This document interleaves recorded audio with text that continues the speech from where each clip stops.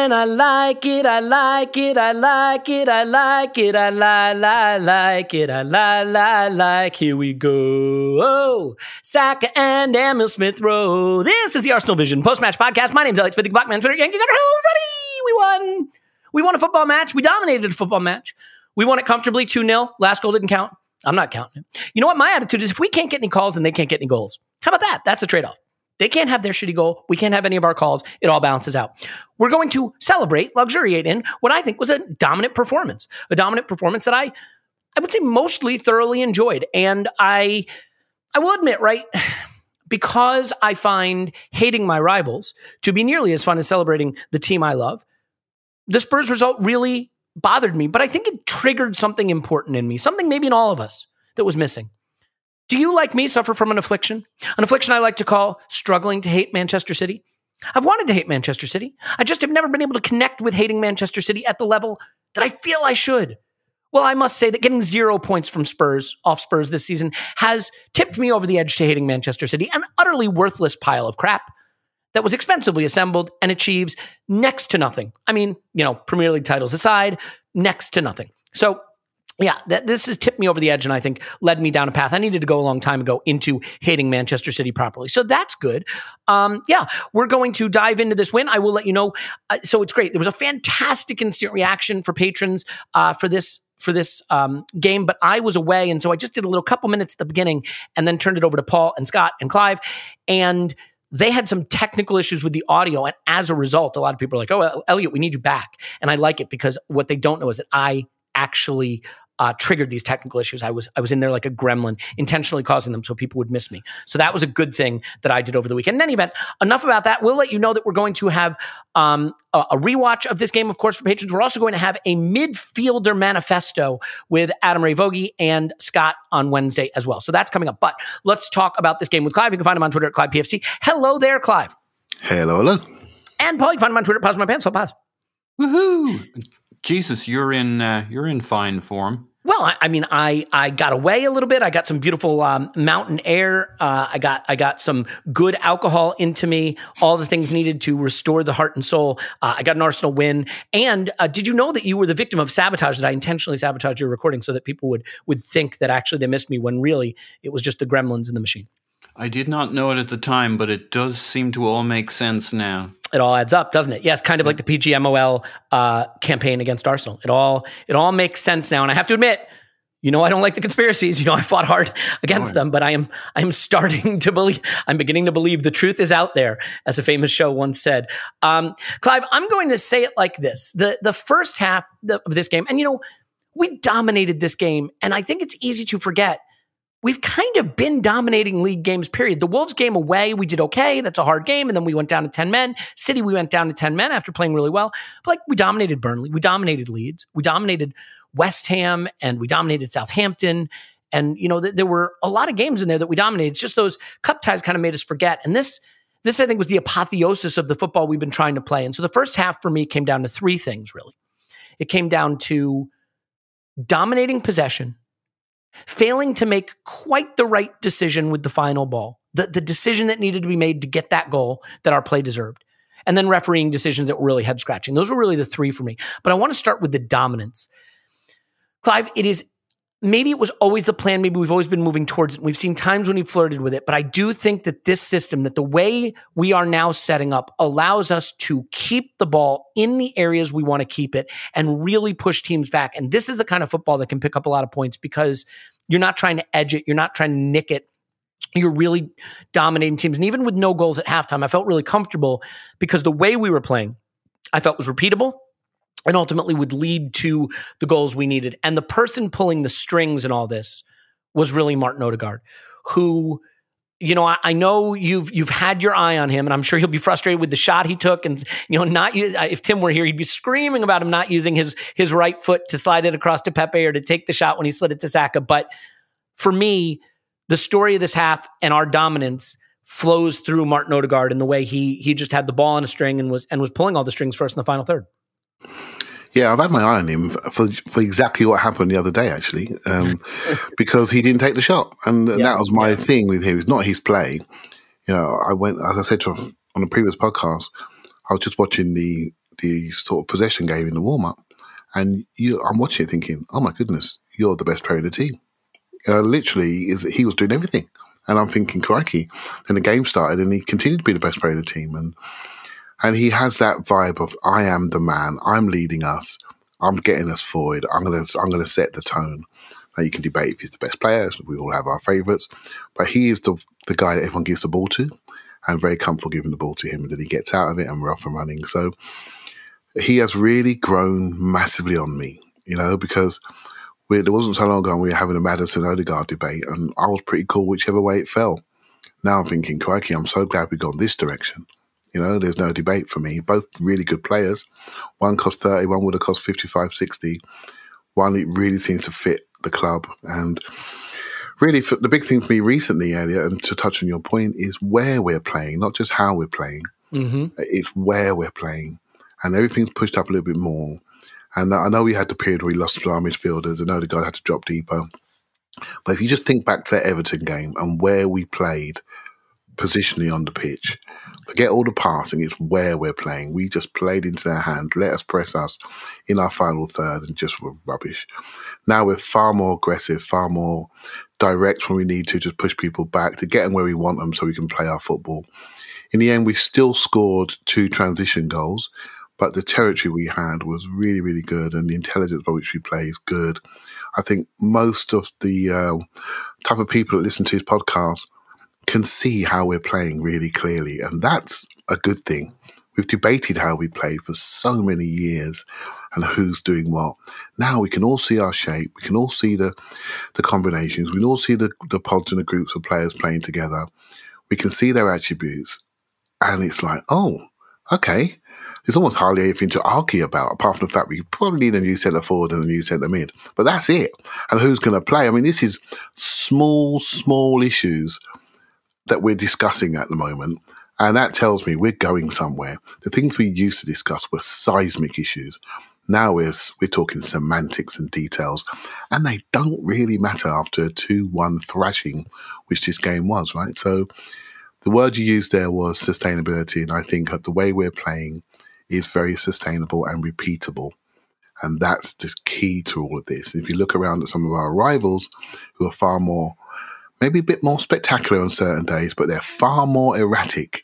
And I think that will come out during the rest of the season, he says, hopefully. Yeah, and what it does is it brings the small space players to life. So players like Saka and Smith Rowe and Odegaard, really can come to life in those little pockets of space. And just, Thomas Partey, I mean, I think he's really taken to this role. I don't think he's getting the credit he deserves, because he really is holding down the entire center of the pitch, and the way he has to choose when to step past a marker, when to step past pressure, and the way that switches immediately, into a numerical advantage and an attacking advantage is brilliant. We've created these pods, right? On the right, you have the fullback, in this case, Cedric, eventually will be Tomiyasu again, although Cedric definitely deserves credit. Cedric, Saka, and Odegaard. And on the left, right now, it's Xhaka, and in this game, it was Smith Rowe and Tierney. And those triangles right on the edge of the area, opening a lot of things up. I know there were a bunch of crosses, but there were also a bunch of opportunities to play through central spaces where I think we just maybe missed the pass. There were 24 shots in this game. We're playing in the right part of the pitch. And so, Paul, the next thing that has to come is that final ball decision-making. And I think there is maybe it's the FIFA video game mentality, that when you're playing FIFA, that Lacazette pass to either Saka or Smith Rowe, I guess it would have been, to Saka or Smith Rowe, like, that's easy. You just make it and it's a goal. And that Odegaard pass across to Pepe is a goal. And the Odegaard shot that he should take on his right is a goal, because it's very easy to do. The reality is these final balls are the hardest part of football. And that's why teams don't routinely score 5, 6, 7 in a game, because most of these opportunities do go begging. The point of playing in this part of the pitch and dominating territory is, instead of creating 2 of those moments, missing them, and then saying, we're chokers, we don't convert in the final moment, you create 15 of those moments and you take 2 of them. And, that's what was happening earlier in the season when we're talking about, you can't miss a sitter. Eddie cost us the game with the header against Everton. When you're creating just 2 or 3 openings a game, you really put so much pressure that you have to convert them. And now we're creating 7, 8, 9, 10. But I'm curious how you see that sort of composure that we need in the final moment. Because if I look, especially in that first half, there's a lot of little moments where should Odegaard take it on his right instead of sliding it to Saka? Should Lacazette feed it into Saka or Smith Rowe instead of the snapshot? Players taking snapshots. And I think that pressure of knowing, maybe reading the headlines too much of, do Arsenal have the goals in them? Do they need to buy a striker? Is feeding into a little bit of lack of composure with the final ball, because everything up until that is really, really humming along nicely now. Yeah. So I used to talk a lot about toothpaste because our frustration certainly for me was our good play was all in the final, or in our back third. Good news, Paul. It's all out of the tube. It's on the brush now. Yeah. You don't have to talk about it anymore. Well, it's on the brush, but it's a bit messy. And this is a good problem, right? We are now starting to live in the final third, in the box, but we haven't quite learned to live around the 6-yard box. So to your point, the decision making, these are young guys who haven't done this season in, season out, but they're now getting to spend more and more time in the most pressurized zone of the pitch, where decisions, like we talk about movement of strikers. So you're Smith Rowe, you're coming in on the left with the ball, you look up, you get ready to take your pass, you look up again, suddenly everybody's taking a different position. Defenders are jumping out, a striker's making the run off the shoulder, he's going one way. If he's trying to fool his defender, like, he's also effectively fooling you. So these guys are learning the patterns of play within the box, in the zone of the pitch in which you have the shortest reaction time. I always remember RVP back in the day, Van Persie, and they had something they did. I think it was like in a summer tour thing where they measured everybody's reaction times within the Arsenal football team. And Van Persie had the quickest reaction times. And he was kind of chuffed about this, which is kind of childish. It was kind of video game stuff that they were measuring. And but he thought it was a big deal because strikers need the fastest reactions. And that area of the pitch is the area. And it's been measured and scientifically there. Like, that's all about speed of mind, speed of thought. I think it's very interesting that, particularly today, there's the comments from Arteta about Smith Rowe being able to play in multiple positions and potentially as a 9, false 9 kind of thing. You look over there at Manchester City, you look at what Diogo Jota does as that extra player, and maybe we've got a bit of Diogo Jota in Emile Smith Rowe. And so coming back to your point about decisions in the box, like, these guys are just learning to live there. And Smith Rowe's a really quick, decisive, one touch, make a decision. But like, those are highly pressurized, short moments. And I think we'll get better and better at this the more and more of it we do. Like, to your point, we haven't been a dominant team under Arteta in terms of possession. We've normally been below 50% across the season. And now that's starting to change. We're living in the final third. We're living in and around the box. We're making those decisions more and more often, developing those patterns. And I think it's going to get better and better. I was pretty frustrated with the first half. I thought there was a lot of good play. But when I went back and looked at it, like, your point is the right point. There were just a few decisions that weren't quite right. Everything else was great. We fucking battered them. Mm-hmm. We were all over them basically for 45 minutes, and the goal was coming. And, they get tired. And the other thing I noticed was, like, our pod on the right was very good, but when I went and looked at our pod on the left, the Xhaka thing, like, this was a game in which he was relieved of the role he used to play of having to cover behind Tierney. Tierney was doing that job. Yeah, I noticed that too. A little more inside, deeper left instead of overlapping. And Smith Rowe wasn't the usual Smith Rowe job on the left, where he comes in as kind of an inside forward. We kind of rotate. No, he was doing the Martinelli job. He was, I wouldn't say staying wide, but staying wide and coming in, making Martinelli type decisions for us.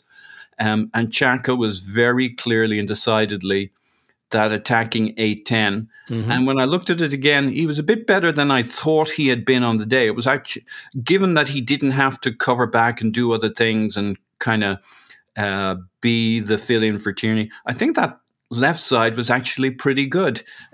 Final decision-making, not so much.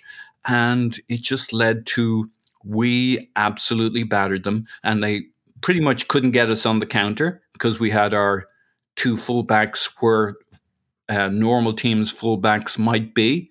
And the attacking players did their thing. And I think we'll get better and better at it the more we get to do it. You know, kind of in the way that like Bukayo Saka looks good wherever you play him. And when he had to play left back, he looked good there because he's just a good player. And he's not going to look bad anywhere because he's pretty technically clean. I think Granit Xhaka is one of those classic examples of like a good, solid pro who, even if he's not your cup of tea or great anywhere, he doesn't look bad anywhere because he's just good enough to do. So like, do I think Granit Xhaka is an 8, a left 8? I don't. Does he look okay as a left 8 in our system because he's a good, solid professional who can handle the role? He does. And so, you know, he's a better left 8 than I thought he was going to be. I will say this too. I also think in the Wolves game, we played a little too much through that pod. And what I liked in this game is we did get more to the right side and we let Odegaard pull the strings more. And when you see the way Odegaard plays that role versus how Shaq is playing it, you do see the difference in what you can get from someone who just wants to be in small spaces and dummies and flicks and back heels. Now, you know, Odegaard needs to add what we discussed earlier, but let's not be redundant. You do. I'll tell you what I was very pleased with. He did, like we always think of him passing up the wing or spinning up the like he did a lot of clever passes infield. You know, it's all relative, right? But I was kind of surprised about how he opened up his game a bit. No, which was kind of pleasing. I think it's working. You know, whether it's going to work in the more challenging games, we'll find out. I think. Well, so the one thing I'll say that I think is ironic is you're starting to hear increasing calls for things like Smith Rowe at false 9 from more people trying to sort of quote unquote solve the issue in the center of our attack. And what I think is ironic is Smith Rowe at false 9 is one of the decisions that Arteta was most pilloried for in his time here, obviously against Villarreal in the semifinal of the Europa League. That's the thing. And like, can I fair play to him, please. Yeah. I was just going to say one other irony is we might be trying to solve a problem we don't actually have. I hear you. We'll come on to it. Yeah. Clive, let me get your take just on that one little piece that we were discussing with Paul there for the last 10, 15 minutes, and then we'll move forward. But like, what do you think is the right way to analyze our sort of, I don't want to use the word issue in this game, but the challenge of converting more of these good situations into end product, and like the extent to which you see, you know, like Lacazette making the wrong choice, taking the snapshot, or, you know, Odegaard not using his right, all the things we brought up, because you have these nearly moments. And I feel like sometimes we overanalyze them because all the good teams that batter teams and push them back wind up having a lot of nearly moments. If they, you know, again, if they converted all of them, it'd be 10-0 every game. And by the way, I'm still waiting on that one. But I mean, do you have a sense of, do you think that the team is pressing a little too much, that they know goals are the issue, and that maybe there's just that little bit of stress and anxiety in the final moment because they're so focused on that? So I think if you walk away with certain messages from a game and certain themes. I think the theme I'd walk away from this game was efficiency, really. General attacking efficiency. There was opportunities to do different things, right? So none of this is bad. This is just, okay, we've had a good win, home win. How can we be better? It's a simple question. If you don't continue to improve, you're going to end up going backwards, right? So I look at this game and I look at the midfield balance. And again, Xhaka does a role really well. It's an 8/6 role. He rolls around to a 6/6 when we're under pressure. And then he pushes up to be an 8 and the left pod's what we've spoken about many times. So we don't stand in shape. We don't stand in 4-3-3. So on and off the ball roles of responsibility. So that could be quite clear. Sometimes we go into a diamond and sometimes we don't. We just have one man up each front. Sometimes when we go to a 4-5-1, we do whatever we need to do for that game state, right? So, but if I look at the midfield three on their own, you got Partey's now developing into that deep player and does it really, really well. And I rewatched second half Elliot, and you can see so many times when he's moving to the man under pressure to create that release, to then keep it in a very unspectacular way. I felt he used to do that role in a spectacular way, and we could all see it and go, oh, that's brilliant. But actually, the unspectacular, almost El Neni style, I'm here for you type release valve play was really important as well. And you have Odegaard, who's more of a playmaker, slightly higher up on the right-hand side, connecting to our superstar, right? So you got that situation developing. And the other person in midfield, if you just look at the interior as a whole, the other person in midfield should be a connector that connects in different ways. Now, it could be passing and traveling as well as, carrying as well as passing the ball, and different types of passing. So you tend to have a sitter, a playmaker, and a connector as your midfield three. So Saka really is a sitter that's trying to play a role as a connector. Yeah. And so there's a little bit lack of a balance there, but there's not a problem because he's such a game player that you say, okay, but we need you right now, because when those two play, we don't lose very many games. The control they offer, the partnership they offer, while not being a partnership, if that makes sense, they create different partnerships. But when we need them to control the game, they're very close together. They play between each other, and we're up and away. So Saka his role's equally as important as Partey, even though Partey looks a spectacular one, because we overburden him, right? So efficiency. Let's go back to that. I was having a discussion with Matt on the old Discord, right? And we were talking about the amount of crosses we put in. Now, we put in 43 crosses in this game. Now, is that efficient for this Arsenal team? Right? So it helps us play in territory. It helps us play where we wanted to play. And you can say, okay, we've won the game. Can we discuss this? Is this what you want to do? Do we need to be a bit more penetrative and those crosses be more cutbacks? So crosses are not bad. What should happen, the two things that should happen, is where you're crossing from, and have you got the right movement in the box? Are you running into the box? Are you flooding? Are you collapsing? If you look at the second half, Xhaka found himself in the box a lot, right? And that's good. I mean, they've seen the fact they're getting chanced across, but they're trying to load up. So again, efficiency in the last third. Can we be more efficient? Can we look at our players and trust them and start to move to the box, start to flood those areas? And I think that'll be the coaching message I'd walk away with. Not an issue. We still had all 16 chances in the first half, was the most we've done for I don't know how long. And so it's not an issue here. But if we want to get where we want to get to, I would be working on our efficiency in the last third, decisions, choices, and making sure the best use of our possession for the balance of the players that we currently have in our team. Yeah. That would be my message, mate. And there are different types of crosses too. So like Saka put in a couple in-swinging crosses from the top of the box that I think are great crosses, and we want to do those kinds of things. I think those are good for the players. Inverted crosses. You got your inverted crosses, you got your outswinger crosses. Mm-hmm. But mate, in the end, Liverpool put loads of crosses in. But look how they sprint into the box. They sprint into those back zones. They know what they're doing. It's not like they're getting headers from Van Dijk either. You've got Sadio Mane winning headers. You've got Diogo Jota winning headers. So. It's about your movement, and are you there? And are you attacking it? Are you attacking the ball with speed against static defenders who are standing there, who can't get a run and jump against you? It's all part of the cohesion and the efficiency I was really trying to get to. Yeah. I'm not saying crosses are bad. I'm not saying that in the No, not at all. Well, that's why I'm saying, you know what it is, Clive? I think sometimes with that last ball, there's just a little bit of impatience, a desire to get the cross in when maybe he could have just held it a little longer and waited for something to come open. But also, I still think we can fill the box a little more intelligently. Like there was one moment where, oh my gosh, Emil Smith Rowe, I think it's a ball over the top, and he takes it down under pressure and sort of body feints like he's going to go to the touchline. And so the defender tries to sort of like jump that angle, and he just takes it right to the byline, right past him. Yeah. And he cuts it back to the penalty spot. And no one's making the run there. Our center forward has gone to the back stick. And by the way, when we did a Wolves rewatch, Clive and I noticed a time again where a run across the box was available. And he really just sort of wanted to pin his defender instead. And Saka can't get there. I don't know if it's Lacazette who should be coming back to that spot or Odegaard who should be making the second man run there. But I think there were a number of times where we just maybe could fill the box a little more intelligently. The spacing in the box to be available for those cutbacks and things can still be improved upon. Maybe some of that too is that the guy on that left pod who's playing the other 8 is not naturally inclined to get into the box, right? So maybe it was a run he could have made that he wasn't quite as attuned to. And all of this will develop as we play this style more. But that moment was brilliant. The other one was the one where Ben White hits Saka with the long pass and he takes it down with his toe. And Paul, before we get on to center forward, and then I really want to spend some time on Saka and Smith Rowe, obviously, but the refereeing thing is interesting. Look, I just can't connect with the idea that there's a conspiracy against Arsenal because I can't see why that would be the case, why anyone would care, why anyone would want to. But here's what I do feel. For whatever the reason, It's not that I feel we're being denied stonewall calls every match. It's that none of the 50-50 calls or the 60-40 calls seem to go for us.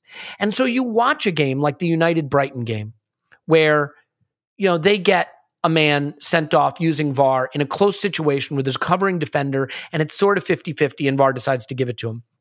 And you look at our games and it just never seems to be given. Now, I think the Lacazette penalty one, I had this weird thought on VAR. I think the longer the play develops before VAR looks at it, the less likely it is to give it. I don't know why I think that. That may not be true. But I think there was a long layoff before VAR got to look at the Lacazette one. I think that was a penalty. I definitely think the handball is a penalty. Now, I can see the argument if I was a fan of the other team where I'd talk myself into it not being a penalty. Let's call those 60-40s. Paul, it's not that I think the stonewall calls are going against us. It's just we are not getting the benefit of the close calls. And in a top four race that's this tight, and in a league that's this tough, and in a low-scoring sport, getting a 50-50 here and there that gives you a penalty or gives you a red card to play against 10 men can win you a game that you can't otherwise win yourself. And I'm curious how you view these calls in this game, because there were a number of them that I thought we just about deserved it, but we never seem to get the ones we just about deserve. I don't know. You might be asking the wrong man in the wrong mood. I guess maybe because we won, I never really got exercised about the calls. The one thing I did think about, it was John Moss, wasn't it? Yeah, he's terrible. He's terrible, but he didn't really give anybody anything. Now, okay, it was mostly us who you would have given it to because we were on the attacking end. They got their goal with VAR, but to be fair, it's an offside VAR call. It's not really a thing that you can... By the way, real quick before we even get started, does anyone had a good look at the offside Lacazette goal? Lacazette's not offside there. I think it's Saka, right? Yeah. Okay. Yeah. Yeah, and it's a shame. And we talk about the Xhaka role, unfortunately he's offside because it's a really nice play all around him. Perfect ball into Laka. It's a perfect Aubameyang kind of opportunity and finish, but with Laka getting to the 6-yard box, it's like everything we kind of think those guys don't do, and they did it. It would have been a really nice goal. Would have been good for narrative too. yeah. But he was offside. Look, there clearly isn't a conspiracy against Arsenal. It makes no sense. Just makes no sense. There could be things about the way Arsenal is perceived generally. There could be things about the way we play, though. We've had different managers who play different ways, and it still seemed like we never came out level with stuff. It could be a perception about Arsenal, but we're not the only club on the planet who would be perceived that way. I think we've just gone through a sticky patch. And you can find seasons where we're not the ones who got all the red cards. We got lots of penalties. We didn't get that many penalties against us. There is a degree of randomness, a degree of how it feels when you're the supporter of a club. The calls that are the calls that don't punish us, we either don't see, or we kind of think we were due that and we dismiss them quickly. I think because this game went well for me, I'm not as hurt and bruised by the injustices of the recent decisions against us.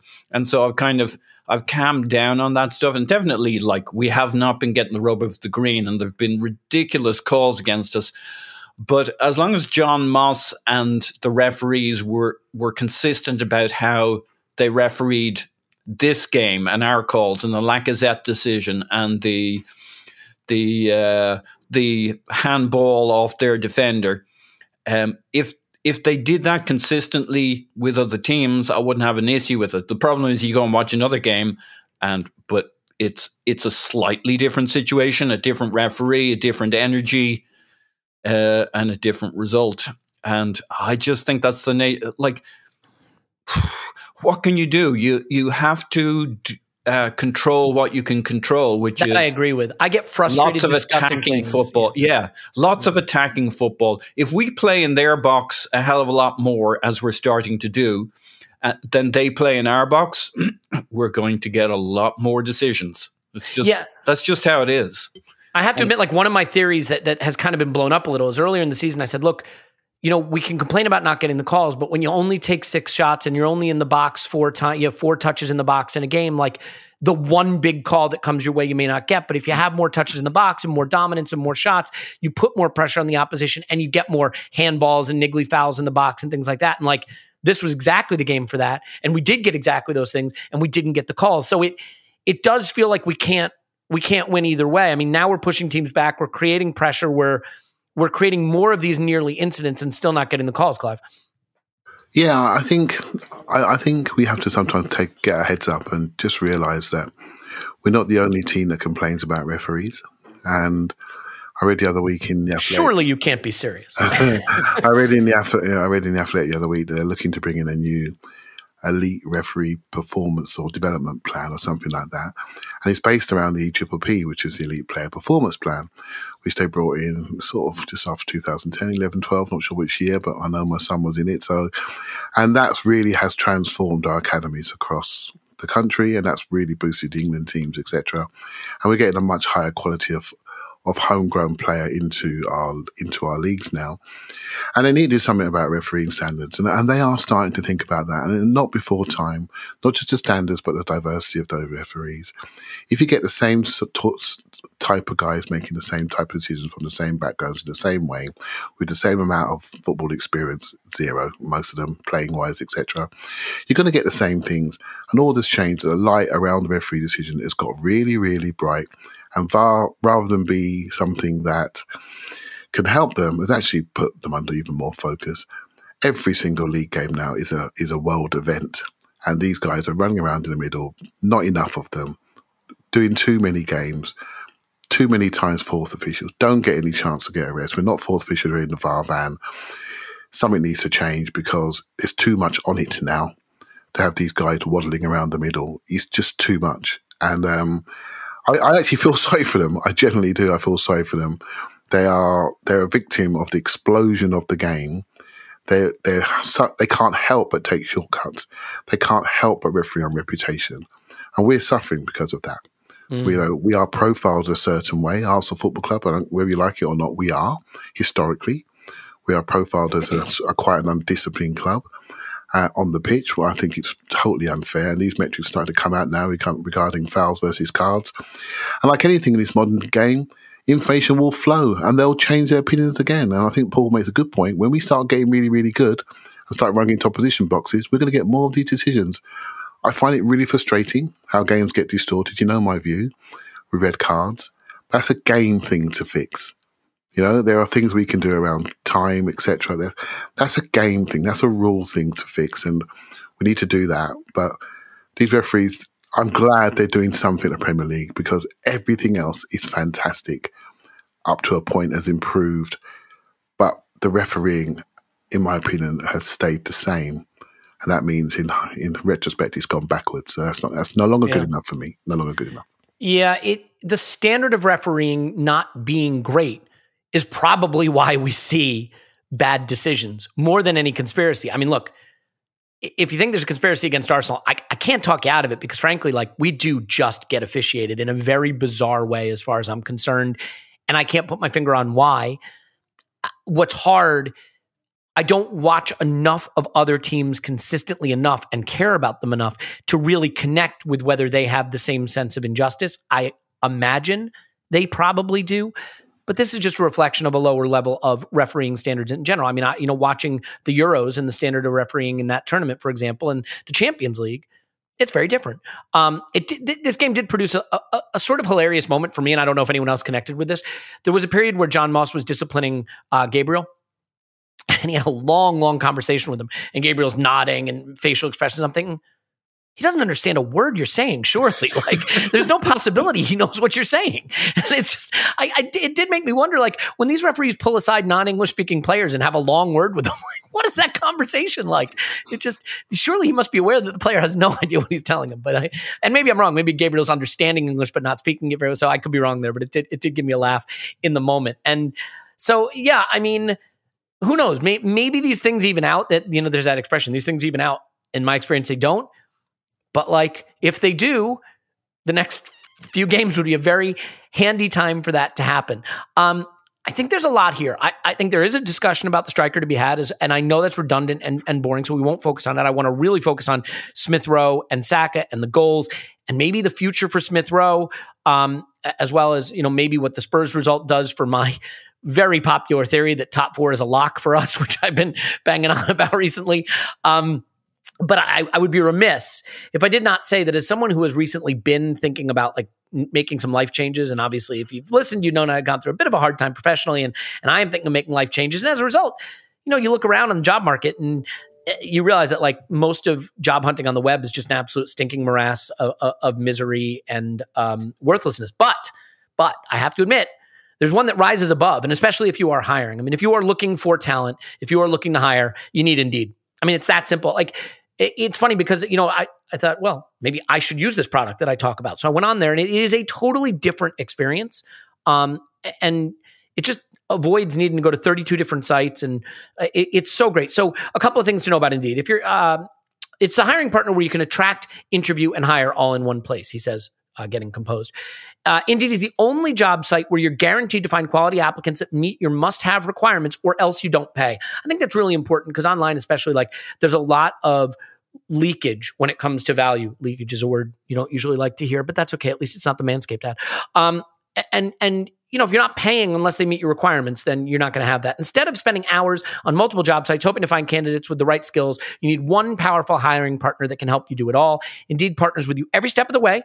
Find great talent through time-saving tools like Indeed Instant Match, assessments, and virtual interviews. With Instant Match, this is a good one. As soon as you sponsor a post, you get a short list of quality candidates with resumes on Indeed that match your job description, and you can invite them to apply right away. Plus, you only pay for quality applications that meet your must-have requirements. Start hiring right now with a $75 sponsored job credit. Upgrade your post at Indeed.com/Blue Wire. Offer valid through March 31st. Go to Indeed.com/Blue Wire to claim your $75 job credit before March 31st. Indeed.com/Blue Wire. Terms and conditions apply. You need to hire. You need Indeed. And there's one other thing you need, Indeed, and that's to shave your privates. Look, it's this simple. Shave your privates. Shave your privates. I implore you. Stop what you're doing. Don't stop listening to the podcast, obviously. Don't bring the podcast in the shower unless you have a waterproof speaker. Go into the shower right now with your waterproof speaker, continue to listen to the podcast, and shave your privates. And here's the thing. If you don't have the Lawnmower 4.0, shave your privates with whatever razor is in there and tell me how it goes. Email me. Tell me how it went. Probably didn't go great. This is the point. Every single person I know grooms their privates. You know how I know? It's the first thing I ask them when I meet them. Hi, I'm Elliot. Do you shave your privates? And they're like, you know what? I do. So use the tool that's purpose-built to do it. With ceramic blades and skin-safe technology, you don't get nicks, you don't get scratches. You present yourself, if you're going to a job interview, you want to present yourself nicely. If you're going into a personal romantic endeavor, you want to present yourself nicely there too. So no nicks and scratches and cuts. It's wet, dry, long battery life. You can just sit it in the charger and it charges itself beautifully. All the different sizing guards, so you can do all the different parts of your body. Plus, they've got lotions and tonics, and they've got the deodorant and the toner and the cologne and the shed bag to put it all in. They've got great nail clippers. They've got it all. What are you doing? Nose hair trimmer? You got it.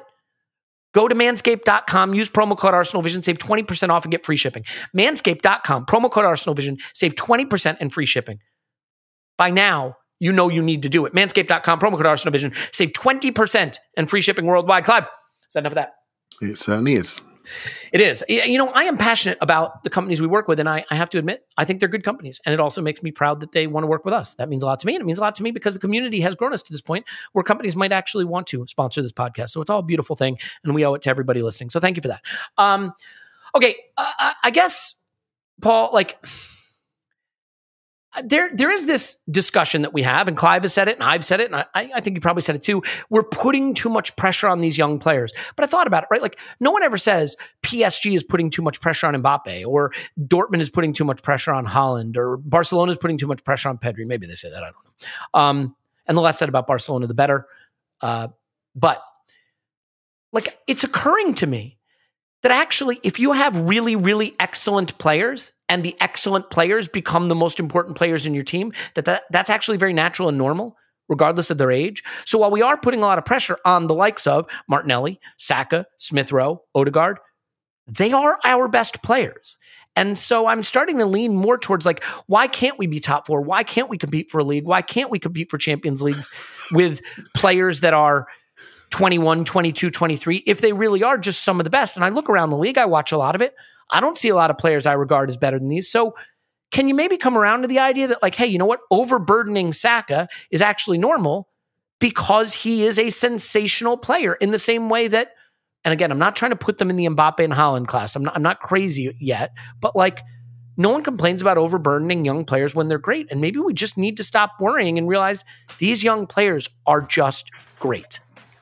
Well, I think there's two things going on there. There's putting too much pressure on them, and the question of whether we're overburdening them. Those, like, one's psychological and one's kind of physical, the grind of it. Like, these guys are fucking loving it. They want more, not less, right? Look at the way they celebrate there. I mean, they're having the time of their life, you know? Who wouldn't? Like, if you're playing for Arsenal and you're playing good football and you're doing most of the attacking and we're creating, like, it's not like the worst Unai Emery days or the early days with Arteta when we were trying to work out how to get up. You know, it's not.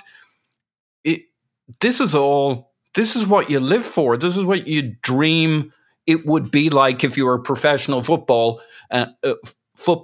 This is what Josh Da Silva, who played for Brentford but came through our academy, dreamt his future would be like, but it wasn't. I mean, it's still a pretty good future for him. But like Smith Rowe and Saka and Odegaard, like, this is what maybe Odegaard dreamed it would be at Real Madrid, but this is basically what he dreamed football would feel like for him. They want more, not less. But I think you also raised the interesting point that I don't think we should talk up top four too much, as like nobody's going to listen to you and me anyway, so it doesn't really matter. But no, we shouldn't. We should be careful with that side of the pressure. The assumptive expecting things of players who like, just, it's going good, let them do it. Like, they're very positive. Smith Rowe's comments talked very positively about our chances for top four. You know, Arteta's he doesn't play it down. You know, he doesn't do the old, oh, we're not the favorite for this. So he talks it up. He talks it up in the sense of we're well in the mix. We're doing the right things. We're moving forward. We take it game by game. So those are two different things. Like, I'll leave it to the physios and the medical team to work out whether these guys are getting physically fried. But the other thing that's going to help them a lot is the competition, right? If you are the guys who know you're going to start every week, that starts putting some pressure on you. Except when when your mindset is different. Like, if you take Smith Rowe and Martinelli, it's almost a freedom from the pressure of having to perform. The fact that actually you have to compete. It's competition and cooperation between our players. The fact that we have maybe 5 guys for 3 or 4 spots in the 6. Throw in Pepe, and hopefully he's back in the mix now, and hopefully he stays in that mix. That keeps everybody fresh. It keeps them from focusing too much on where we are in the top 4 race and what your last performance was for the team, letting down the team, or can you keep getting goals to, I need to kind of push it on another level if I'm going to keep Martinelli out on Thursday. Like, Smith Rowe has to start, as far as I'm concerned. Well, we're going to come on to that. I want to have a discussion about that. Yeah, we'll have but like, in principle, Smith Rowe should start in the next game. Now, maybe he won't. Maybe it should be Martinelli, whatever. But that's brilliant for Smith Rowe and Martinelli, because neither of them then sits back and says, oh, I've got the burden of carrying Arsenal and getting a goal in the next game. They're like, I got to keep that fucker out of my place. And it's a different energy. Hopefully they don't refer to each other that way, though.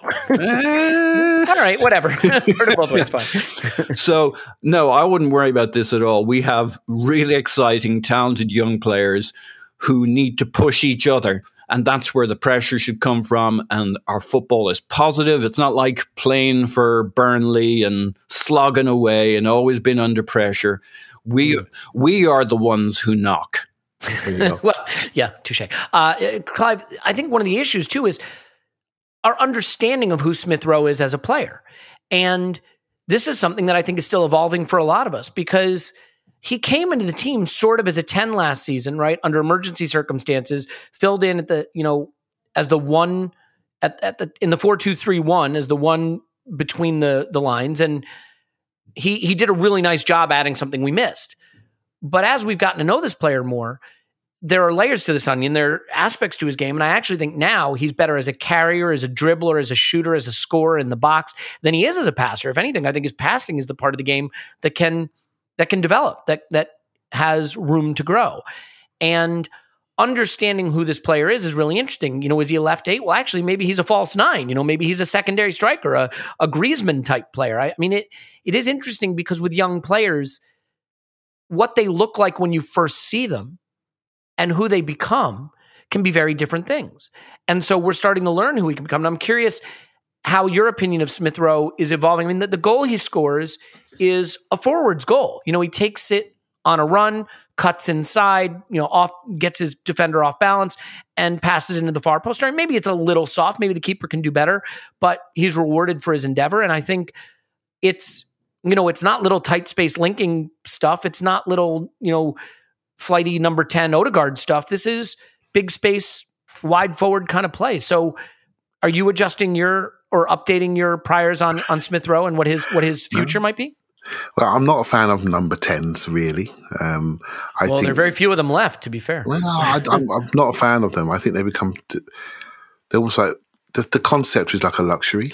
I think he's an attacking mid for me that can play on the outside or on the inside. That's it. And he moves around a bit. And so what I tend to do when I'm not sure about a player, I tend to look at what he does really well. And he just receives the ball very nicely. I think sometimes he's conservative. He sets the ball when he could turn around. But then he does turn around. We all think he just rolls around the corner. He's like he's running downhill. And he just gaps people, makes good decisions at pace, seems to have his head up, has real good clarity as he's moving. At his most intense, he seems to have real clarity at that point. And that's when most people lose their thought process, when they're at their physical limit. He seems comfortable to do the right decision at his physical limit, as does Saka, by the way. So I just look at him and think, okay, what do you do well? And I think he's got a fantastic first touch. Sometimes when you go to a game, a player leaves an impression on you. And I just remember one game I went to, might have been Aston Villa, I think. Someone just fired the ball into him and he just killed it. And when he killed it, I could literally hear how hard the ball was kicked at him. And he just killed it, brought it in, protected it. And I thought to myself, what, that false line thing isn't dead. And it isn't dead. And I never felt against Villarreal him playing false nine was the issue. It was other issues on the pitch that made that stand out. Everyone said, well, we shouldn't have played him false nine. Actually, it was the things we did behind him that were wrong. And we never got a chance to see it again. And I just think the way the football is now is an interior-exterior game, and he can play in the interior or the exterior. He can play deep, he can play high. That, to me, isn't a problem for the fans for us to work out. That's a problem for the coach to deploy him properly, because that's a good problem to have. Someone can do all those things. Mate, this is going to be fun. All he's got to do is get in the gym and make sure he can last the full 90 minutes and doesn't break down. That's literally all he's got to do. His body's changing. You can see it becoming far more defined in his lower body. And there's more to come. There is more to come. I think he's a late physical developer, and there's just more to come from him. I don't see a problem here, Elliot. I really don't. And I don't mind where it ends up. I don't mind where it ends up. When I look at I know you might get onto Lacazette. I'm just going to touch on it a little bit. When I look at what Lacazette's doing, he does a lot of intangible, dirty, ugly, unseen stuff. But let's not pretend it's prime Didier Drogba. Do you know what I mean? Because it just isn't. Yeah, I want to make a comment about that too when you're done. Yeah. It just isn't. There's some simple passes that were missed, chances that were missed to play, simple passes, wrong decisions. However, I will hold my thoughts there, because when we have really hard games, you need your men. And we'll need Lacazette. We might need him against Spurs. He always does well then. So it's a time for all of them. We've reduced this squad, and one of the reasons why we reduced it was to create some unity. And all of these players, including Pepe, Lacazette, they'll all have their moment. Right? They'll all have their moment. Smith Rowe, I'm so interested to see what he could be without really knowing or caring, as long as he is a significant contributor to where we're going. And if he keeps doing what we're doing, I have this feeling every time he plays well, we play well. and that influence at his age is I just applaud him really for what he's doing for our football club since he's come in. Absolutely fantastic. It's big boy football time now too, because like I am admittedly an absolute nightmare when it comes to worrying that a player I like won't get to start every game. But like at the big clubs who compete for big things, there's usually a guy on the bench that some section of the fan base wishes was starting instead. And do I think, Paul, that Gabriel Martinelli should start for Arsenal? I do. I think he's one of our most important players. Do I think that Emil Smith Rowe deserves to keep the shirt against Wolves on Thursday? I also do. And that's the challenge. Should I be mad if he keeps it and Martinelli doesn't start? Of course not. So then you're going to start to get a little FIFA, get a little fantasy football and start thinking, well, we could just drop Lacazette and play Martinelli, Saka, and Smith Rowe. And like, that time is coming. In my mind, the time is coming where that is going to be the front three at Arsenal. And maybe it'll be Smith Rowe in the center and Martinelli out wide, or maybe vice versa, or there'll be more fluidity. And it'll be Odegaard and a new number 8 behind them, and it'll be Partey at the base, and eventually a new guy there. And that's the evolution, in my view.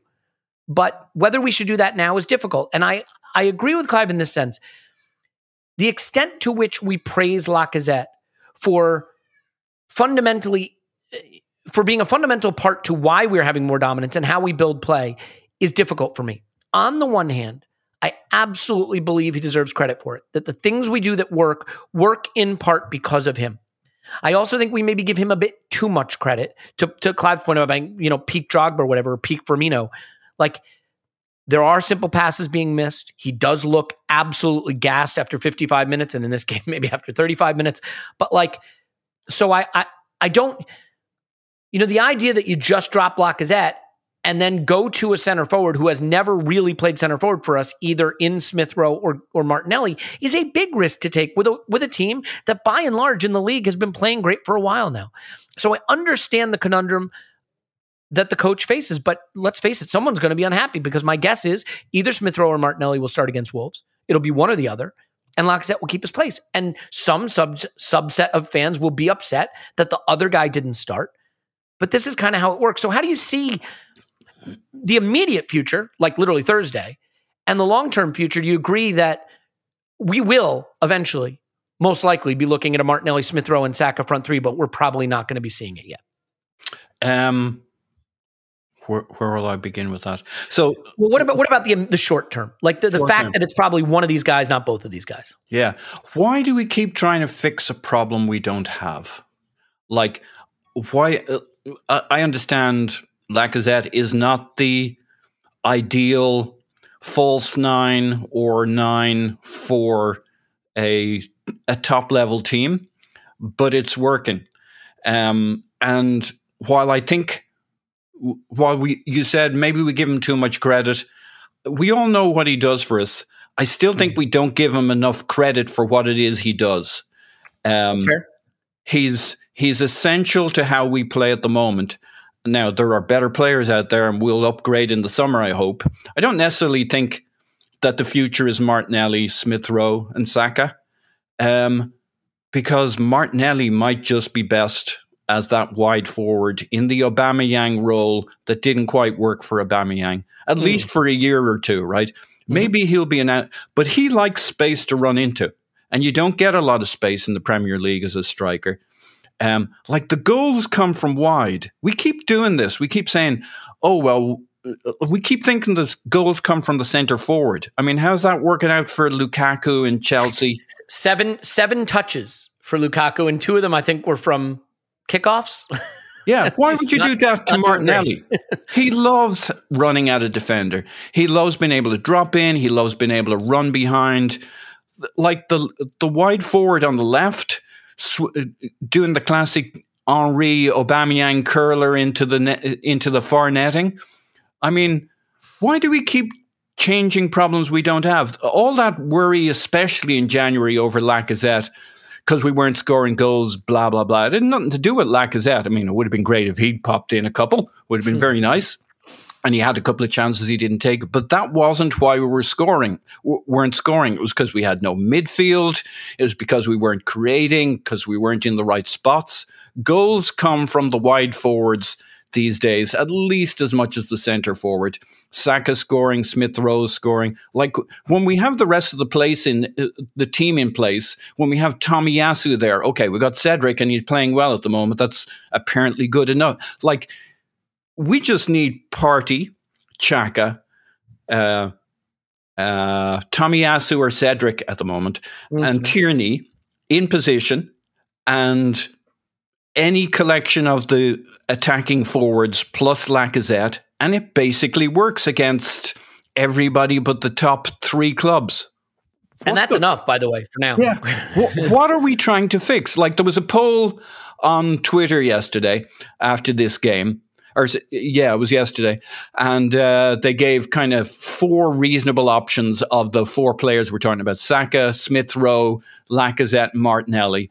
And like 70% of people voted for the 3 kids dropping Lacazette. And I'm like, what you say you want and what you do if you're the actual manager of an actual team in the run-in for the top 4, you wouldn't remotely play those 3 in the next game if you needed to beat Wolves. You just wouldn't do it. I mean, it's a lovely idea. It's like very FIFA football. Can I ask you a question then? Yeah. What about the idea that maybe just like on 55 minutes, you just respect the fact that Lacazette's maybe run his race and can't do some of the things that we want him to do, and then you change it up so that you aren't watching those diminishing returns for 20 minutes. You know, like Lacazette's playing whole games, and I don't know right now that that's working exactly. Okay, so I could be wrong on this, but I think he's actually playing the best part of 90 minutes now. I think he's pretty solid. His fitness levels, and I fully accept that I haven't dug into fully, but I think he looks like he's doing his thing for the best part of 90 minutes. I think he's okay. I think we're living in the past now. It could be, like I say, I could be very wrong on this, but I think we're living in the past on who Lacazette is. I don't think he's blowing after 30 minutes. I think he's absolutely quite fine. And he's that emotional stability. He's the captain. There's the leadership. I mean, I think they're managing him because they need him for 16 games. I don't think they took him off because he couldn't play 90 minutes in this particular game. And I could be wrong. Yeah. Well, Clive, I feel like what we're going to not do, hopefully, is discuss Alexander Lacazette after every game, because we are in that sort of liminal space where everything we do looks pretty good, and he's playing in a pretty important position, so he must be doing okay. And yet we know that it's an area to upgrade. Fine. I'm more curious about what you think we're going to do against Wolves in terms of Smith Rowe and Martinelli. My guess is Martinelli will just start on the bench. And some people will be absolutely furious about that because, again, to my point, everybody's got that player they think needs to start. But the idea that we should take this team that's playing well, pull out our only established striker who, whatever his limitations, is a part of what we're doing well, and go with something we pretty much never really try to rely on. I mean, could it work? It could work, and it could take us up to the next level of what we're capable of. But it's a huge roll of the dice at a time when there's no margin for error. So how do you see that balance of what we should do with the front line? I'm generally not sure. I'm not worried, to be honest. I think as long as we, I'm never a big believer. First 11s is how you end the game as well, and how you want to play it. It's what your game model is. Do you want to start fast, establish yourself, pin them back? If you want to do that, you might want to start with Martinelli, right? So on the left, I felt in the first half in this game, despite the fact we created a million chances, I was thinking to myself at 0-0, we've taken out somebody who's a forward and replaced him with a midfielder. We have a centre forward that doesn't really see himself as somebody with the goal responsibility. He's more of a connector, intangible forward. And then you have a wing forward in Saka that some people think can't finish, right? So at 0-0, I was a little bit worried for about 5 minutes or so. Half time, second half, Smith Rowe started playing like a forward. He started running. He started he's spinning off the shoulder on clearances from Ramsdale. He started running deep, spinning in, chasing long balls and attacking the spaces and pushing them back. And he played like a forward, not a midfielder setting and connecting. And we looked far more dangerous for it. Now you can say to Smith Rowe, play like you did in the second half, mate. You started the week against Wolves. And I get the balance that I would like to see. Forwards on the outside are connecting, all action centre forward in the middle. Right? That's the sort of balance I would like to see. And sometimes the styles that we have in our heads dictate how we view performance. You know, something I'm thinking about this weekend. I have a certain style issues at fullback, shall we say, that I like to see on the right back. Tommy actually fits that style. Maybe Cedric doesn't fit that style. Doesn't mean that he's a bad player, but I may not see his performances clearly because I want something else stability-wise. On this day, it didn't matter what we had at right back because we were better than them, right? But on another day, we need something else. I think that's what you're saying, Elliot. It's not on this day. It's not an issue with Lacazette, but on another day, we're going to need something else, something better. Maybe that can come from Lacazette. Maybe it comes from somebody else. And I think there's no shame in feeling like this. There's no shame in always looking at a football team, the team that you love, even though you win, and saying, oh, I wonder if we tweak that, how we would look. Now, most of us haven't got to pick a team every single weekend. You know, and I help pick a team every weekend. Trust me, I don't get it right all the time. And so we can do this and have some fun with it. As long as we're not slagging the other player. Do you see what I mean? And going in the environment's correct for those players to grow. I'll always look at the team and look at ways to make it better in my own mind, always, and then analyze it and see how we can improve it, see how roles are evolving, see how patterns are evolving. And if we can't do that, mate, there's no fun, is there? to me, that is the fun, right? As long as you stay on side of people and try to analyze it fairly and squarely, which I try to do. So that's where I am, really. Look, I think the good news is that the football we are playing now is really the right way to play against 3/4 of the league. And like, I have been critical of Mikel Arteta at many times throughout his time at Arsenal. There have been questions raised about man management and the ways handled some of those situations. Let's set that aside for a minute. The principal issue I had is that I didn't see football that could be a consistent points accumulator because of where we played on the pitch, the paucity of chances, the lack of dominance. I felt it was not, plus EV, as they would say, that it relied too much on nicking it, and variance was going to cost you. And I look at the way we're playing now and the way we've been playing for a couple of months in the league, and I see football that is a repeatable way to accumulate points. A lot of shots, a lot of territory, a lot of dominance. We need to get better at the final ball. We will. We have young players developing to that extent. And I love the way it's unlocking our most talented players to do the things they're good at. Who are the players dominating games for Arsenal now? Odegaard, Saka, Smith Rowe, Martinelli. You wouldn't want it any other way. Who's the midfielder being given? Yeah. Mm-hmm. Oh, sorry, I thought you finished there. Sorry, mate. Never. I just wanted to have a little bit on this about that you couldn't see the football. And I've been on those podcasts with you when you were struggling to see these things and we were discussing it. But, I had a certain level of confidence. And do you remember when Arteta, when we were drinks break Arsenal? Remember that period? Yeah. Mm-hmm.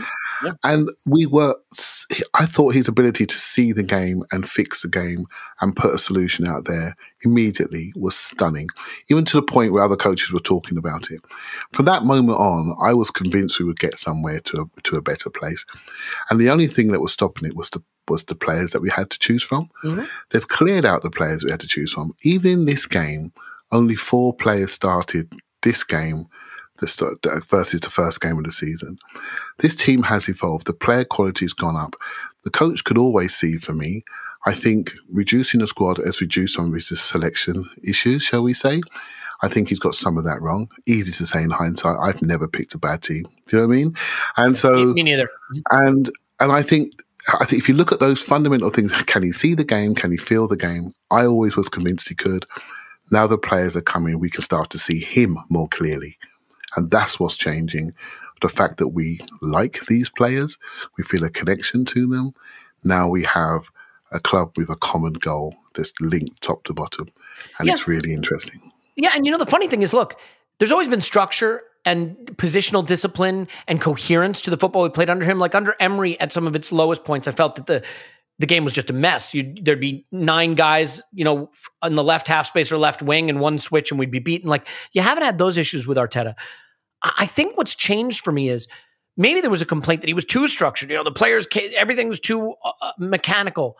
But now that he's delivering the team into the final third is where you can have a little fun and improvise a bit, and there can be a little more jazz. And we're seeing that because, look at the joy that Odegaard's playing with.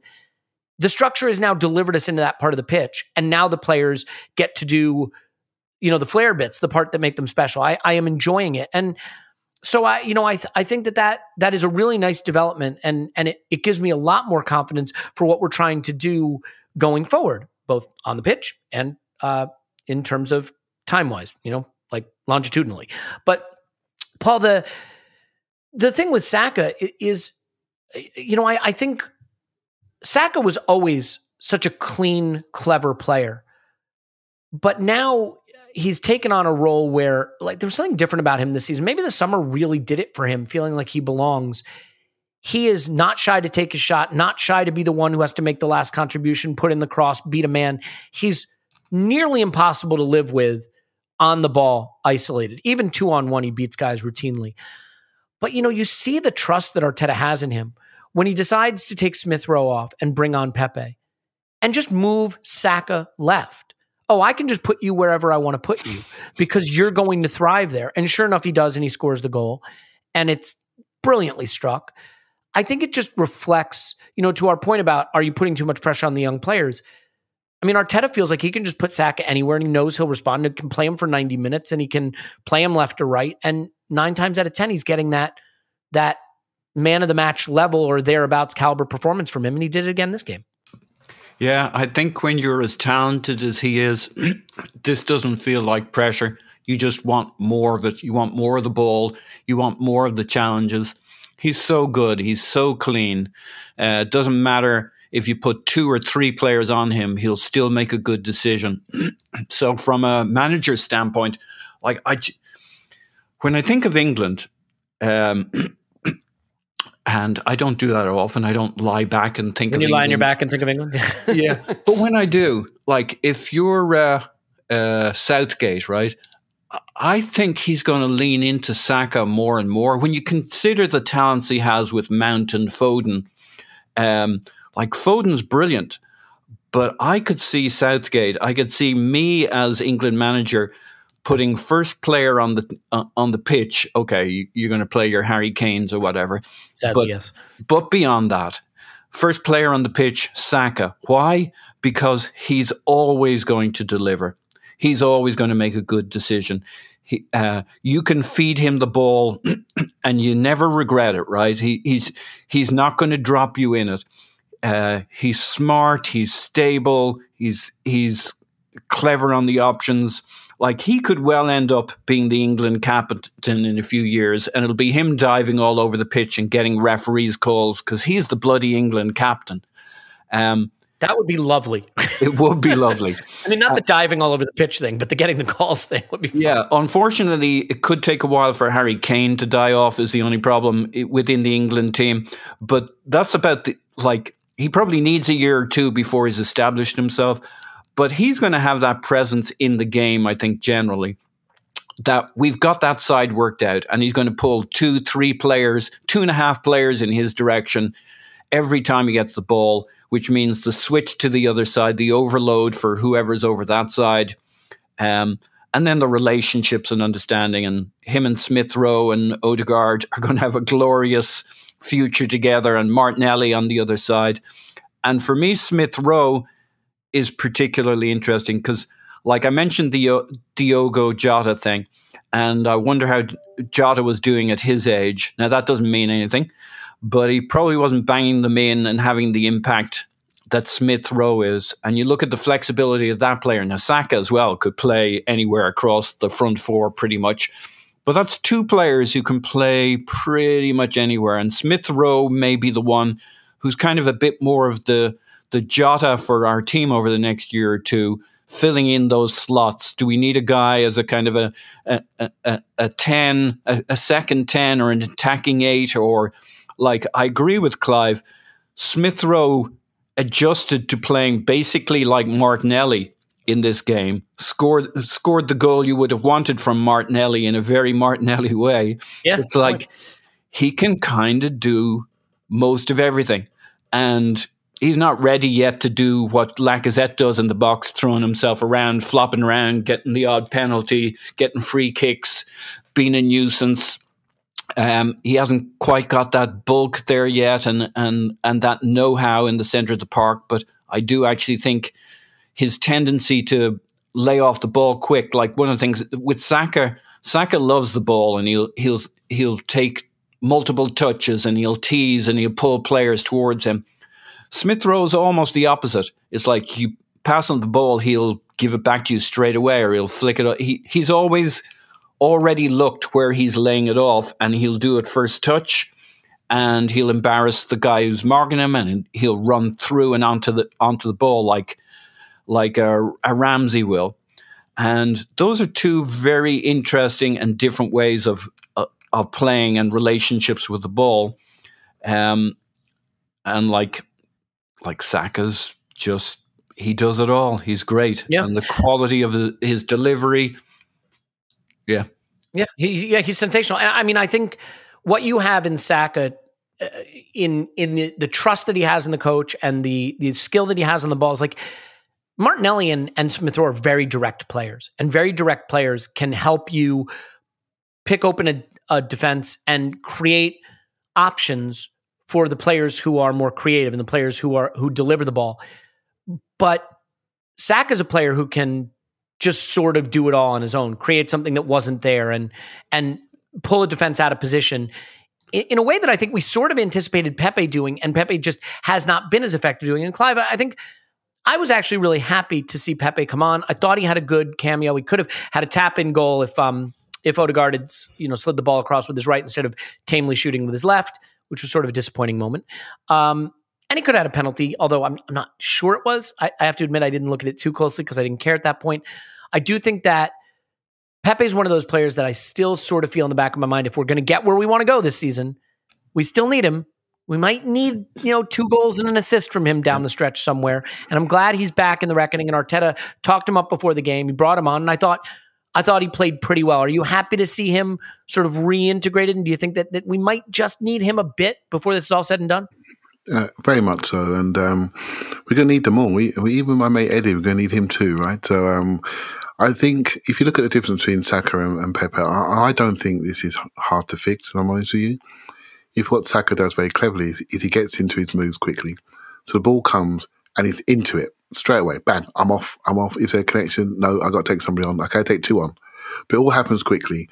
I felt sometimes what Pepe does is that he's a bit like a matador. He gets it and he stops it. He says, okay, what are you going to do? You going to dive in? Okay, you dive in, I'll nick it past you. All the time he's having his matador moments. People are running around him and he's not seeing them. Do you see what I mean? Mm-hmm. And they're running past him. I thought in this game, if you watch his performance, he got rid of the ball quicker and he connected better. He took less touches and less time, and then went for secondary movement. And that's how we play, right? So and Odegaard needs that in particular, right? That's what Saka has done so well with him. Yeah, and that's how we play. And so he got into the groove of how we play rather than play how he wants to play. Right, at the cost of everybody else. Everyone else stands there and watches him do 15 step overs. That's not going to work. He can work around the box, inside the box. You can do what you like there. If you can get half a yard and get the ball in, mate, feel free, because we're already here in position waiting for you. But in that sort of just outside the box in the half space or in lane 5, you've got to get into your move quicker. Got to get into your dance move quick. Get into it quick. Get it moving so we can trust you, and we can make our movements knowing we're going to get it, and we can rat-a-tat back to you and off we go.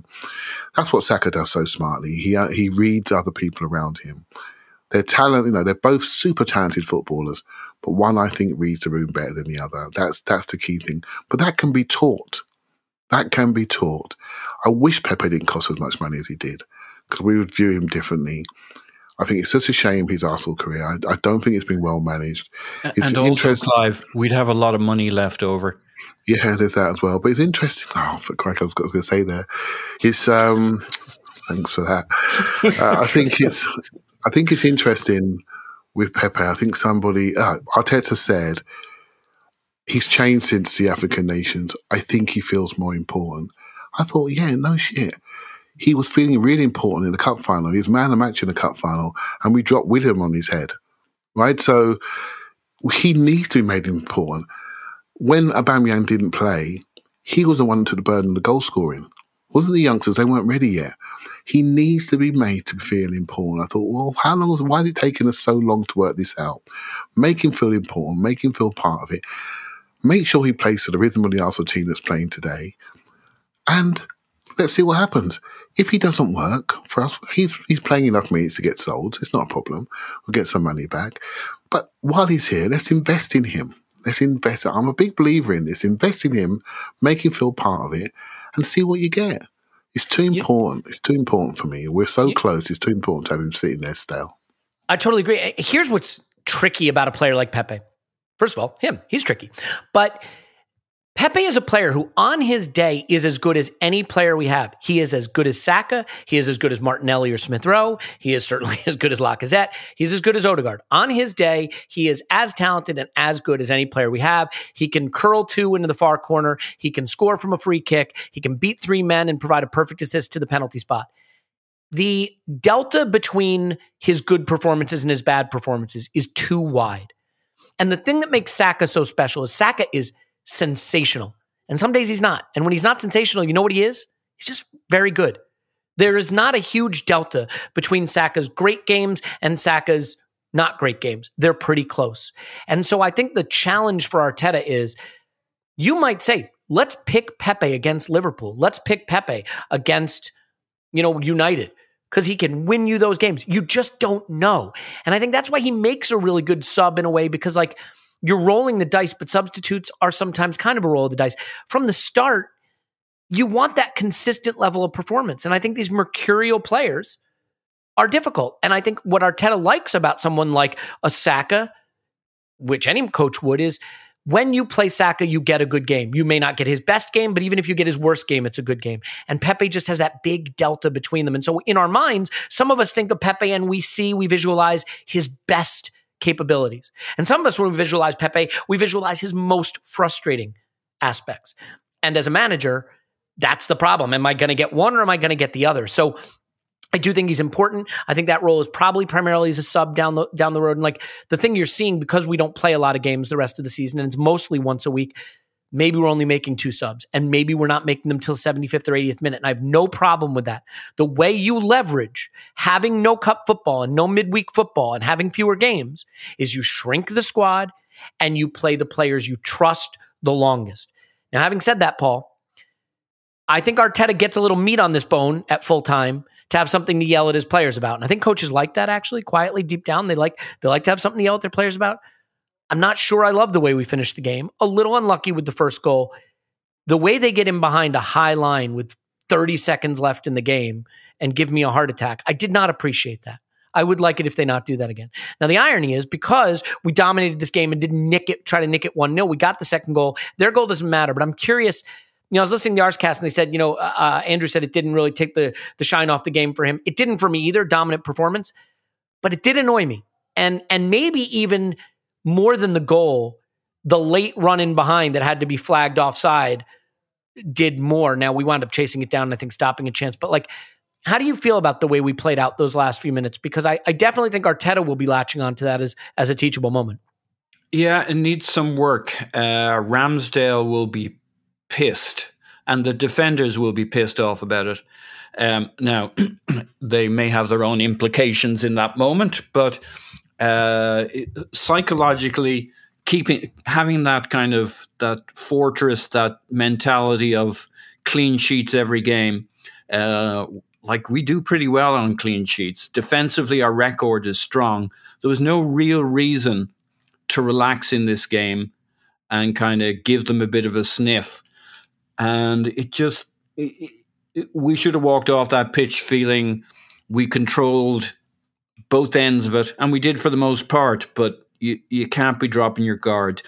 But hopefully what we take out of this, to your point, is he gives them a bit of a bollocking on dropping the guard, keeping them on their toes, keeping them sharp. You don't want Steven Bergwijn showing up on 93 minutes and scoring 2 fucking goals against you. Mm. You look at the Manchester City game, okay, we were down a man, but we had enough players to defend that goal in the last seconds, the dying embers of that game.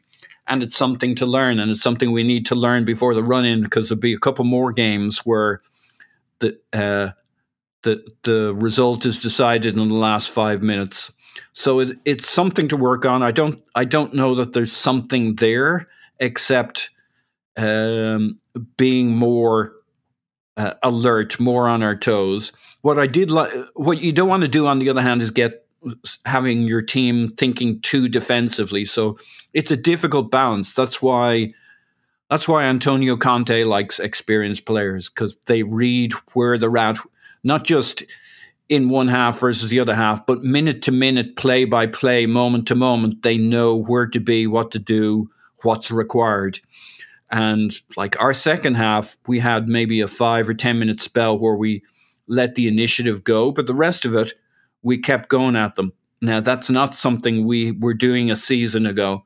It was pretty much, it didn't matter who it was. If we were a goal up or so, certainly 2 goals, much of the second half would be us taking the last 30 minutes as a bit of a breather, keeping our shape. Like we've gone away from that. We're much more proactive in the second half. Even if we're a little bit more shape oriented, it's not in the same ways it used to be. So the plus side is we're much more proactive. Like you think of the City game when we were down to 10 men, we were still going at them. It wasn't like other games like in the past where we were just locking the door, holding on. We were still playing football against City, and unfortunately it cost us a little bit with that goal they got at the end. But it could have cost us if we just sat in and tried to take all that pressure. So it's experience, it's learning, it's balancing. At least we're trying to play football across 90 minutes. And we just got to get a little smarter in some of these moments. And that's experience, not just age, but experience as a team, learning each other, learning how to manage a game while by not just sitting back and playing safe. Yeah, I mean, the big change, ironically, is now dominating games, having all the territory, right? Having teams push back, especially, some of the weaker teams in the league, it changes the level of focus required, because for so long, I think we were very organized defensively and very focused on keeping teams out and transitioning. Now, you're going to have to be a little more focused because you're doing less defending. Clive, I want to finish by just sort of talking about the table and where we go from here. But that last passage of play where we give the ball away, it's a high line, they play in behind it, and thankfully it's offside. Like, am I crazy to think that was just totally unacceptably naive, and that more than the goal, that was the thing that gave me heart palpitations? Or am I out of my mind there? Yeah, you're out of your mind. It doesn't matter. We should have won. We should have won that game 3-0. That's a 3-0 game for us, and they got lucky with the nearly offside, right? So just a toe away from being no goal. So just move on from that. To be honest. All right, fair enough. So can I add one really quick point on it? I would love it if you would. Yes. I wonder if there was something significant about the fact that we kept Tierney back and pushed Smith Rowe, could have been Martinelli, up and wide, and had Xhaka very clearly spending his time as that attacking 8-10. In that Arteta talked about how we managed the transitions defensively. And we used to defend by keeping our shape and being very passive in our third, and just basically waiting for them to cough up the ball by keeping our spaces narrow, etc. Yeah. And now we have to defend in a very different way. We have to defend up the pitch. Arteta used to live in an Arsenal that got ripped apart on the counter, and that's not going to happen anymore. That's why he built from the back. He talked about good Champions League teams have to be strong defensively.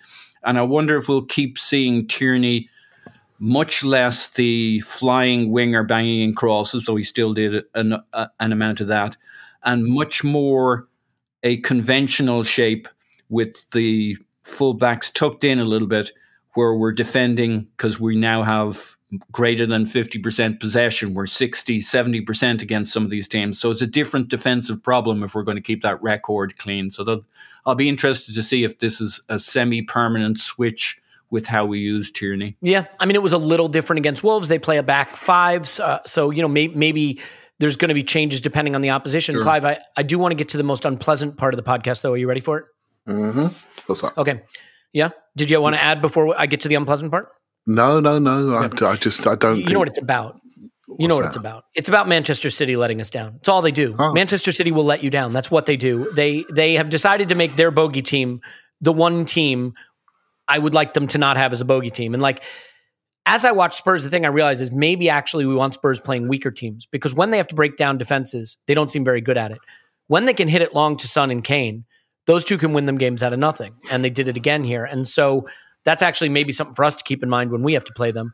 But it definitely turns the table on its head a little, because the one thing that factored into my calculation of us should finish top 4, in quotes, TM, is them not beating Manchester City away, and they did. So it feels like a pretty big moment that now turns it back to a case where we probably have to go get something when we go to Spurs. No, not really. I think okay, good. The way warm the cockles of my heart, please. So hey, look, it's disappointing. I thought City could at least get a draw.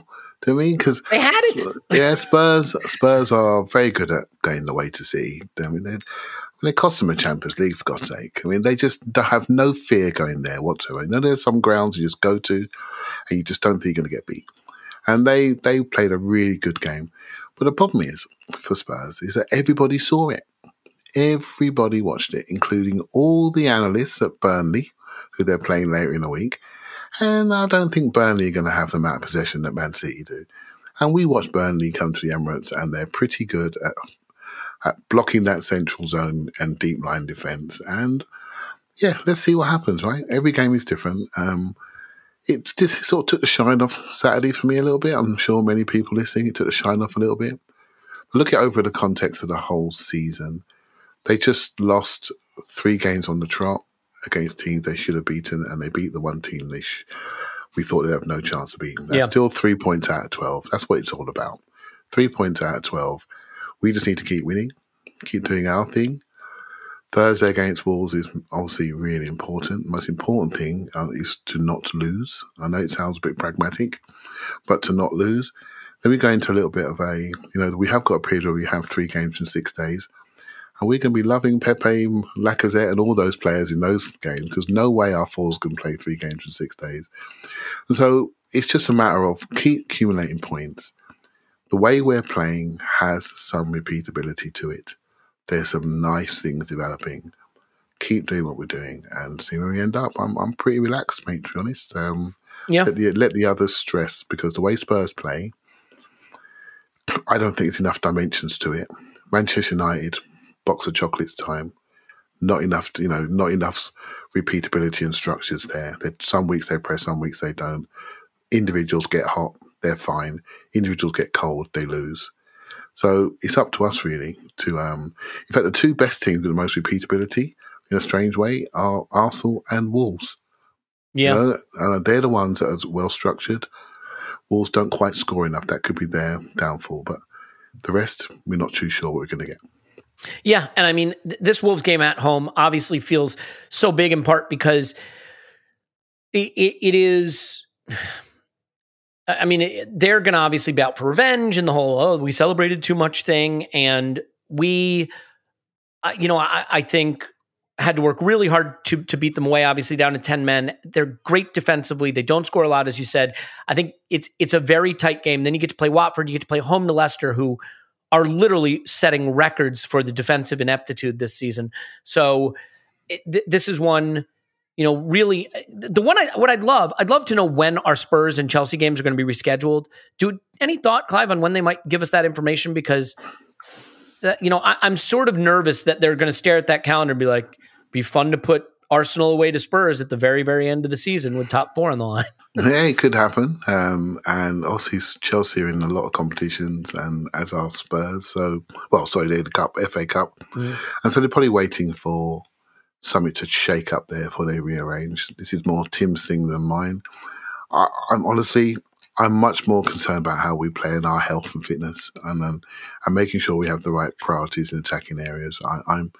I generally feel, I know Spurs had a spectacular performance, but I generally feel we're better than them. I generally do. I think we have more competent players in more areas of the pitch. You know what they have, Clive? It's interesting, right? It's a perfect study in style versus talent, right? Because I think we are a better team than them. I think we play better football than them. I think they have two of, and certainly one of, the best players in the league in the most important part of the pitch.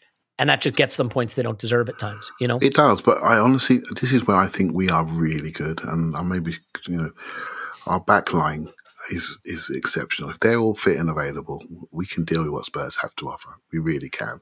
It's how we transition through the pitch and hurt them in the final third. Yeah. That's going to be the thing. And Spurs being Spurs, they're going to fancy themselves. They're going to come and play us. Even against Brentford, both our goals were on the transition. So bring it on, Spurs. Fancy yourselves. Give yourself bunches of flowers. Come on to us and we'll take you apart. Yeah, I like the sound of that. And I think we can leave it there. I do want to mention Jack Wilshere going to a Danish side, Aarhus. Do we think that's how we pronounce that? That's how I pronounce it. In the middle of the street. Yeah, Aarhus in the middle of the street. I like that, Paul. Good job. I just stole it and made it mine. But yeah, no, so we wish Jack well, certainly. And I think it'd be fun for any local fans there that will get to watch him play and see what he's all about before he goes into coaching. So we can leave it there. As a reminder, we'll have a rewatch. We will have a midfielder manifesto with Adam Ravogi and Scott Willis. That'll be coming up for patrons as well. So we'd love to have you over there. But again, if you can't do that side of it, just happy to have you on this side of it, wherever you are, as long as we're all able to connect and stay connected on what is becoming a very fun and anxiety-inducing journey this season. I'm here for it, and I'm glad you're here for it with us. Paul's on Twitter, Pause My Pants. Thanks, Pause. Woohoo! Clive's on Twitter, Clive PFC. Thanks, Clive. Thank you very much. Tim doing some Big J journalism today, some fun interviews that he's getting to do, so you'll be seeing some of that from him shortly, but he'll be back on a future podcast as well. And hope you're doing well. Hope you're enjoying this. We got midweek football this week, so we will stay frosty, as they say. We love you, and we will talk to you after Arsenal 10, Wolves 0.